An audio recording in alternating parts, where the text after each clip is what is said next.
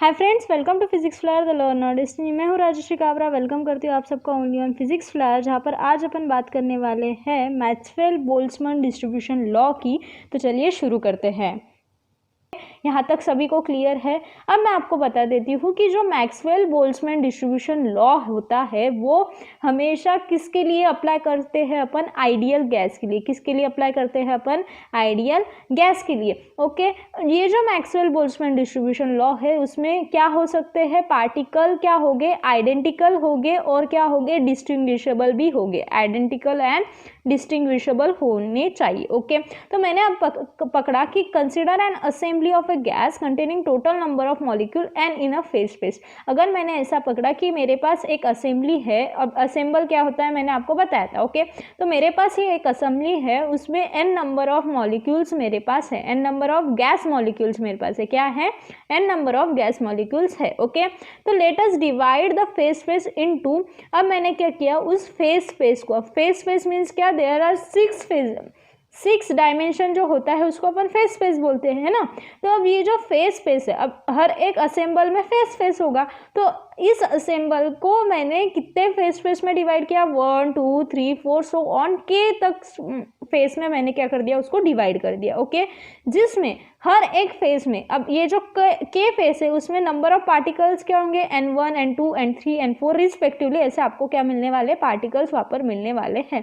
तो आपकी जो प्रोबेबिलिटी इज गिवन है, प्रोबेबिलिटी कैसे दोगे फिर आपकी कि किस फेज में ज़्यादा होगी, किस, मतलब जो प्रोबेबिलिटी है वो आपको कैसे मिलेंगी? यही मिलेगी, यही फॉर्मूला अपन वहाँ पर यूज करेंगे। मतलब क्या?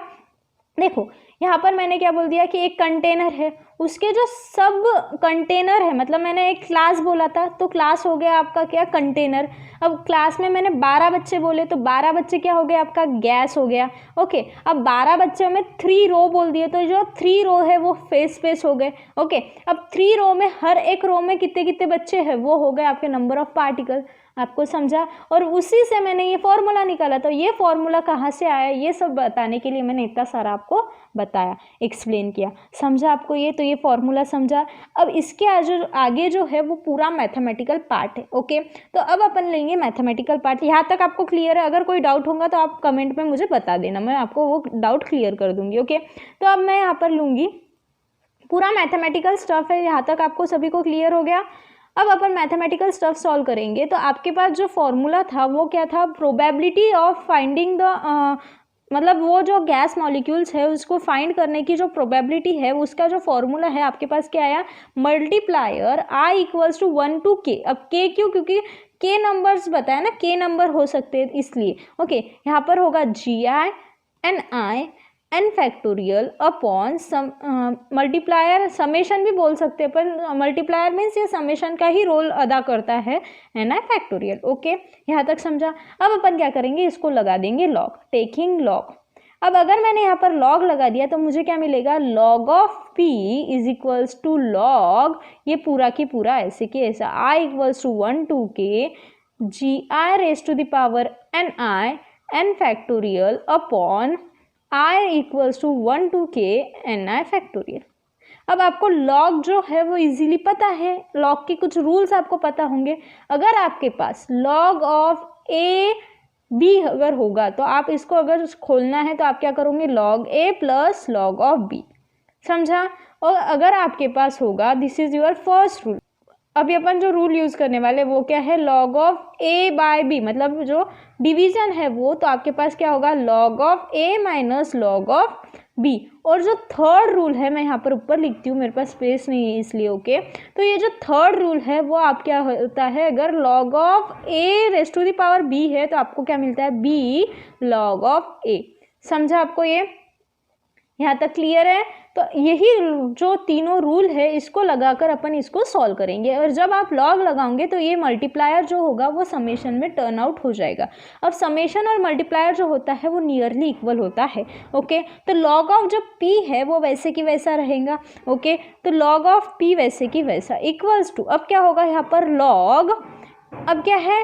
GI raise to the power NI। अब रेज टू द पावर है तो NI आ जाएगा बाहर, तो यहाँ पर क्या आएगा आपके पास? NI log of GI। Okay, NI log of GI।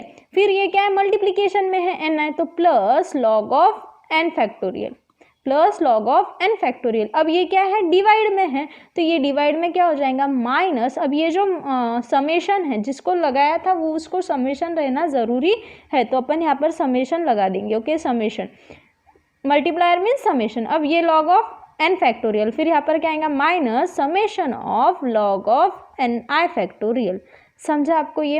अब आपके पास एक स्टर्लिंग अप्रोक्सीमेशन होता है। According to Stirling approximation, log of n factorial अगर होगा तो n का अगर आप फैक्टोरियल निकालते हो तो इसको जो आप सॉल्व करते हो वो क्या होगा, n log of n minus n। मतलब क्या, किसी भी फैक्टोरियल का अगर आपने लॉग निकाला तो आपके पास फॉर्मूला क्या बनता है, n log of n factorial. तो आप ये जो फॉर्मूला है वो यहाँ पर और यहाँ पर अप्लाई करोगे। ओके, इसमें तो कोई फैक्टोरियल है नहीं, मतलब ये दोनों को आपको क्या करना पड़ेगा, वो जो लॉ है वो यहाँ पर अप्लाई करना पड़ेगा स्टर्लिंग अप्रोक्सीमेशन का। ओके, तो मैं ये इरेज करती हूँ, आप ये नोट डाउन कर लो, मैं डायरेक्टली अब वो लॉ लगाऊंगी वहाँ पर। ओके, सो अब अपने पास क्या है, log of p is equals to log of n factorial plus summation of i and i log of gi minus summation of log of N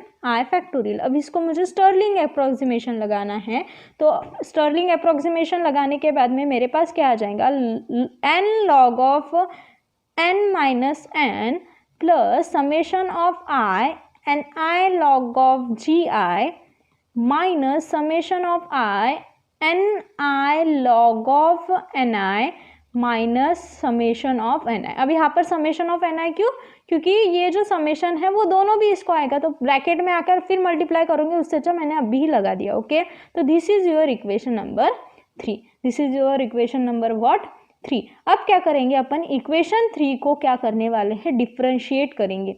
तो नाउ डिफ्रेंशिएट इक्वेशन 3। अगर मैंने इक्वेशन 3 को डिफ्रेंशिएट कर दिया तो मेरे पास जो है वो क्या बचेगा, del log of p is equals to del n log of n minus del n plus summation of I log of gi del of ni। अब gi क्यों बाहर निकल गया, क्योंकि gi कांस्टेंट वैल्यू रहेंगी। ओके, तो gi को log जो आपका डेरिवेशन है कांस्टेंट को नहीं लगता है, बाहर आ जाता है ना, तो वो बाहर आ गया। अगर दो साथ में रहे तो बाहर आ जाएंगे। ओके, तो यहाँ पर जी आई और एन आई साथ में था तो जी आई बाहर आ गया, सिर्फ डेल ऑफ एन आई को यहाँ पर लॉग लगा। ओके, अब देखो यहाँ पर क्या है, एन आई है और एन आई है, दोनों को भी लॉग लगा सकते हैं, तो यू इंटू वी का रूल लगाना पड़ेगा। तो आपके पास क्या होगा, समेशन ऑफ यू वैसे कि वैसा लॉग ऑफ एन आई को लगाएंगे आप डेरिवेटिव, तो summation of N I derivative of log of N I.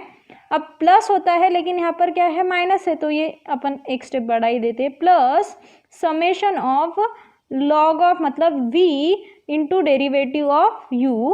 Okay, फिर यहाँ पर क्या हो जाएगा, आपकी लास्ट जो टर्म है वो है minus summation of N I. Okay, अब इसको क्या कर दो, इसको पूरा ओपन कर दो, तो आपके पास क्या मिला, del log of p is equals to del n log of n minus del n plus summation of i log of gi del of ni minus summation of ni del log of ni minus summation of log of ni del ni minus summation of ni। Okay, यहाँ तक clear है। इसको मैं equation number दे देती हूँ 4। क्या दिया मैंने, इक्वेशन नंबर 4। यहाँ तक सभी को क्लियर है। अब अपन बात कर रहे हैं इक्विब्रियम स्टेट की। किसकी बात कर रहे हैं, इक्विब्रियम स्टेट की। तो इन इक्विब्रियम स्टेट मीन्स क्या, कि जो नंबर ऑफ पार्टिकल्स होंगे वो कांस्टेंट होंगे। नंबर ऑफ पार्टिकल्स क्या होंगे, कांस्टेंट होंगे। तो ये लिख लिया, इरेज कर रही हूँ मैं यहाँ पर। In equilibrium state the number of particles जो होंगे वो आपके क्या हो जाएंगे, कांस्टेंट हो जाएंगे। तो n इक्वल्स टू जो होगा आपके पास, n इक्वल्स टू क्या है आपके पास, n1 n2 n3, मतलब सारे नंबर के एडिशन जो होगी वो होगी आपकी n। तो जो आपको क्या मिलने वाला है, कांस्टेंट मिलने वाला है। अब आप मुझे बताओ, किसी भी कांस्टेंट का अगर आपने डेरिवेटिव निकाला, अब किसी भी कांस्टेंट का आपने डेरिवेटिव निकाला तो क्या मिलेगा आपको, 0। तो del of n equals to del of n1 plus del of n2 plus del of n3 plus del of n4 plus up to del of N के तक भी अगर आपने किया तो आपको क्या आंसर मिलेगा 0, क्योंकि कांस्टेंट का डेरिवेटिव क्या होता है 0 होता है। समझा? मीन्स क्या, अब इसका del of plus plus plus किया मीन्स क्या कि summation of del of N I equals to 0। क्या मिला आपके पास? Summation of del of N I equals to 0। समझा? तो this is our equation number 3। ये क्या है आपका इक्वेशन नंबर 3। समझा आपको यहाँ तक? अब total number of system is also constant. Equilibrium state की बात कर रहे हैं। इक्विब्रियम स्टेट में एक तो एनर्जी क्या होगी कांस्टेंट, जो कुछ भी आपका टोटल नंबर ऑफ सिस्टम होगा वो क्या होगा कांस्टेंट होगा। टोटल नंबर ऑफ पार्टिकल भी क्या होगा कांस्टेंट होगा। अब टोटल नंबर ऑफ सिस्टम भी अगर कांस्टेंट होगी तो इसमें एनर्जी कांस्टेंट होगी। क्या होंगी? एनर्जी कांस्टेंट होगी। अब एनर्जी कांस्टेंट है मतलब ई कांस्टेंट है, तो ई इक्वल्स टू मैं लिखती हूँ E1N1 मतलब फर्स्ट इसकी energy plus E2N2 plus E3N3 plus E के एन के तक भी लिया तो ये क्या आएंगे कांस्टेंट आने वाली है वैल्यू। मीन्स क्या कि आपकी जो डेल ऑफ ई है, अब कांस्टेंट का डेरिवेटिव क्या होगा आपको पता है, del of E equals to del of E1N1 plus del of E2N2 plus अगर मैंने डेल ऑफ ई के एन के तक किया तो वो आपको क्या मिलेगा 0 मिलेगा। मीन्स क्या कि summation of del of E I del of N I, क्या summation of E I del of N I मतलब E1N1 है ना, तो E I del of N I is equals to क्या मिला आपको 0 मिला। तो this is your equation number 4। समझा आपको ये? अब ये जो है इक्वेशन 4 इसमें क्या बोला है E1N1 E2N2 E3N3 मतलब क्या कि summation of del of E I N I. Simple है, ये क्या वैल्यू है कांस्टेंट है, कांस्टेंट होने की वजह से उसका डेरिवेटिव क्या हो गया 0 हो गया। इक्वेशन नंबर 4 आपको मिला। ओके, अब अपन बात करेंगे आगे। तो the probability in the equilibrium is maximum. अब क्या बोला कि जो इक्विब्रियम की प्रोबेबिलिटी होती है वो क्या होती है मैक्सिमम प्रोबेबिलिटी मिलती है आपको इक्विब्रियम में। तो P क्या होगा probability equals to maximum. Okay, अब प्रोबेबिलिटी मैक्सिमम है तो लॉग ऑफ पी जो होगा वो होगा आपका 1। लॉग ऑफ पी क्या होगा 1। तो लॉग ऑफ पी मतलब मैक्सिमम प्रोबेबिलिटी मीन्स लॉग की वैल्यू क्या मिलनी चाहिए आपको 1 मिलनी चाहिए। अगर मैंने del of log of P किया मतलब मैंने उसको डेल लगा दिया तो क्या हो जाएगा आपको क्या मिलेगा 0। क्यों मिलेगा? क्योंकि 1 is also constant, 1 is also constant. तो del of log of P जो है वो भी आपको क्या मिला 0। तो यहाँ पर जो इक्वेशन सही है, आप जो आपको तीनों भी इक्वेशन मिले, इसको सॉरी नंबर गलत हो गए, ए बी और सी बोल देती हूँ मैं, सिंपल नंबर का टेंशन ही नहीं रखती हूँ। तो इक्वेशन ए बी और सी की जो कुछ भी वैल्यू मिली है वो आप करोगे पुटअप इक्वेशन नंबर 4 में। अब इक्वेशन नंबर 4 क्या है आपने राइट डाउन किया क्या? देखो आप क्या क्या है इक्वेशन नंबर 4, उसमें ये पुट करो भला क्या मिलेगा। सो अब मेरे पास इक्वेशन नंबर जो 4 था, इक्वेशन 4 जो था वो क्या था, ये देखो equation 4 is del of log of P is equals to del of N log of N minus del N plus summation of I log of G R del of N I minus summation of N I del of log of N I minus log of ni del of ni minus summation of del of ni. This is your equation number 4. Equation A, B और C तीनों भी मैं यहाँ पर लिख देती हूँ। तो ये तीनों की वैल्यूज को आपको क्या करना है इक्वेशन नंबर 4 में पुट करना है। अब इक्वेशन नंबर 4 में पुट करना है तो ये क्या हो गया आपका 0, तो ये 0 हो गया। और आपका और क्या क्या 0 हुआ चेकआउट करो। अब अगर आपने ए बी और सी की वैल्यू इक्वेशन नंबर 4 में रखी तो आपके पास ये जो del of log of P है वो 0 हो जाएगा। अब उसके आगे देखो ये क्या है del of N log of N, तो डेल ऑफ एन जो होगा, अब इसको एन इंटू एम भी लगाया तो एन तो आने वाला है। अब एन जो है वो क्या है कांस्टेंट है, मैंने आपको जैसे ये बताते हुए बताता जब summation of N I means क्या है आपके पास एन है तो एन भी कांस्टेंट हो जाएगा ना। अगर डेल ऑफ एन आई 0 है तो डेल ऑफ एन भी क्या हो जाएगा 0 हो जाएगा। तो ये जो वैल्यू है वो क्या होगी आपकी 0 हो गई। वैसे ही डेल ऑफ एन ये भी क्या हो जाएगा 0 हो जाएगा। अब ये 0 नहीं होगा। अब ये 0 क्यों नहीं होगा? क्योंकि आपके पास क्या है समेशन ऑफ एन आई 0 है, समेशन ऑफ एन आई 0 है। यहाँ पर डेल ऑफ एन आई है ओके, समेशन लॉग को है, लॉग ऑफ जी आई को, तो ये 0 नहीं होगा। तो आपके पास जो वैल्यू है वो क्या बची, log of G I del of N I. Okay, अब इधर देखो समेशन ऑफ एन आई है, तो ये जो है समेशन ऑफ एन आई वो क्या हो जाएगा, 0 हो जाएगा। ओके, ये जो वैल्यू है वो 0 हो जाएंगी, और ये वैल्यू 0 नहीं होंगी, ये भी वैल्यू क्या हो जाएंगी, summation of del of N I 0 हो जाएगा। ओके, तो सिर्फ आपके पास ये 2 वैल्यूज बची। कौन सी 2 वैल्यूज बची, ये मैं ब्लैक से शो करती हूँ।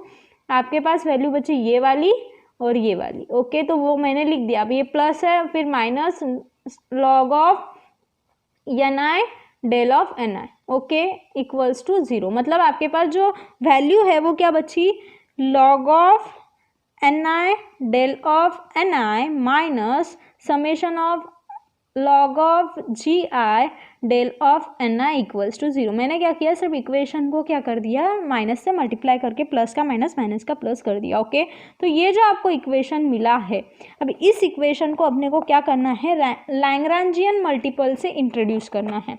अब जो लैग्रांजियन मल्टीपल होता है वो होता है अल्फ़ा और बीटा के फॉर्म में। Okay, in terms of alpha and beta के फॉर्म में आपको क्या करना है, उसमें लैग्रांजियन को इंट्रोड्यूस करना है। अब अगर मैंने यहाँ पर लैग्रांजियन को इंट्रोड्यूस कर दिया, तो लैग्रांजियन इंट्रोड्यूस करते कैसे है ये मैं आपको बताती हूँ। Summation of log of N I del of N I minus summation of I log of G I del of N I, वैसे कि वैसे रहेंगे, इसमें कोई भी चेंजेस आपको नहीं मिलेंगे। अब अपन क्या करने वाले हैं, लैग्रांजियन मल्टीप्लायर्स को इंट्रोड्यूस करने वाले हैं। तो लैग्रांजियन मल्टीप्लायर कैसे यूज करते हैं, plus summation of alpha del of N I plus summation of beta del of epsilon N I, क्या होगा, epsilon N I is equals to 0। समझा, ये जो है आपको याद रखना पड़ेगा। इसके लिए अब मेरे पास कोई तोड़ नहीं है, आपको ये जो है तीनों भी इसमें काम आने वाला है। तो आपको क्या करना है, लैग्रांजियन ऐड करना है, मीन्स आपको क्या करना पड़ेगा, लैग्रांजियन मल्टीप्लायर जो है वो summation of alpha del of N I plus summation of beta del of epsilon N I होता है, ये आपको याद रखना पड़ेगा। ओके, तो आपने ये क्या कर दिया, यहाँ पर इंट्रोड्यूस कर दिया। ओके, अब इन सब में देखो, इन सब में क्या आपको कॉमन दिख रहा है, इसमें समेशन है, समेशन है, समेशन है, समेशन है, कॉमन है। Del of N I del of N I del of N I del of N I common है, यहाँ पर भी डेल ऑफ एन आई। तो ये क्या कर देंगे अपन, कॉमन वाली चीज़ को निकाल देंगे बाहर। ओके, तो इस इक्वेशन में कॉमन अगर मैंने बाहर निकाल दिया तो मेरे पास क्या मिला, कॉमन बाहर निकालने के बाद में मेरे पास मिलेगा summation of log of N I minus log of G I. N I जो है आपका वो भी, डेल ऑफ एन आई भी अपन बाहर निकाल रहे हैं। Okay, plus alpha plus beta epsilon, epsilon था ना वहाँ पे, del of N I equals to 0। समझा आपको ये, आपने सिर्फ क्या कर दिया, उसको बाहर निकाल दिया। अब अपन क्या करेंगे, for further simplification we have to drop summation of del of N I. ये क्या कर देंगे अपन, इसको सिंप्लीफाई करने के लिए summation of del of N I को निकाल देंगे। अब आपको एक बात पता है कि अगर सपोज टू बी ये मल्टीप्लिकेशन में है, अब यहाँ पर ये क्या है, मल्टीप्लिकेशन में, इक्वल्स टू क्या है, 0 है, तो इधर चला भी गया तो कोई फर्क पड़ेगा क्या, नहीं पड़ेगा। तो इसको अपन क्या कर देंगे, डेल ऑफ एन आई और समेशन को निकाल देंगे, ड्रॉप कर देंगे। तो आपके पास क्या मिला, log of N I minus log of G I plus alpha plus beta epsilon equals to 0। अब मैंने जैसे आपको बताया था कि log of A minus log of B जो होता है वो होता है log of A by B. तो अपन ने पहले log of A by B को log of A minus log of B लिखा था, उसी को अब क्या कर देंगे, उल्टा लिख देंगे। तो आपके पास क्या हो जाएगा, log of N I upon G I plus alpha plus beta epsilon equals to 0। समझा, plus alpha plus beta epsilon है, अगर मैंने इसको क्या कर दिया, इधर साइड लेके गया तो क्या हो जाएगा, log of N I by G I is equals to alpha minus alpha minus beta epsilon. समझा, अब मैंने क्या कर दिया, इसको लॉग को निकालना है। लॉग कैसे निकालते हो आप, मतलब अगर log of A equals to, अगर मेरे पास एक्स है, log of A equals to X है, तो मैं इसको कैसे लिख सकती हूँ, A equals to epsilon X, ऐसे लिख सकती हूँ। तो मैं इसको ऐसे ही कर रही हूँ, तो ई रेस टू द पावर, मतलब ई क्या है आपका, epsilon minus alpha minus beta epsilon. समझा। अब यहाँ पर समझा। अब आपको क्या करनी है, NI की वैल्यू निकालनी है। आपको आंसर किसके लिए होना है, NI के लिए होना, मोस्ट प्रोबेबल डिस्ट्रीब्यूशन ना।